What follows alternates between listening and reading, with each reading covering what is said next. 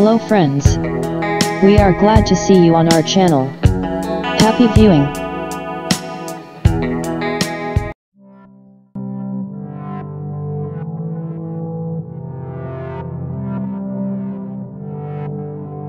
A few years after Steve Jobs' death, the size of the iPhone's screen began to grow, first to 4 inches, then to 4.7. For the first time in 2014, the Plus version with a 5.5-inch screen was introduced.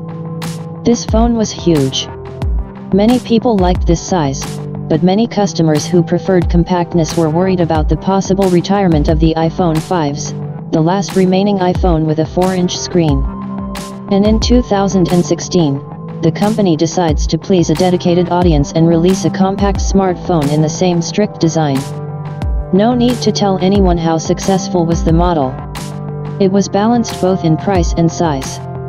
The iPhone SE was not just a small phone, it provided an alternative to people who did not want to buy a large screen iPhone. This, in turn, gave Apple the most diverse iPhone lineup in history.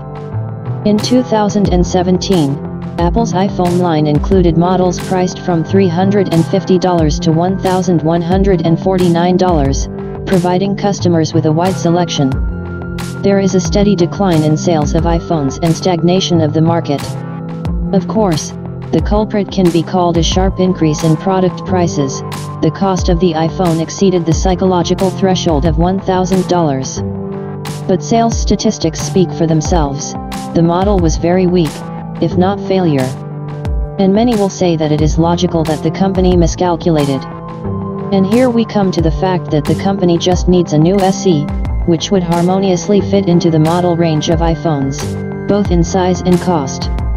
iPhone XR while you just need to remove. Even if the SE2 will cost more than $350, having such a compact iPhone will satisfy customers who want a small smartphone running iOS.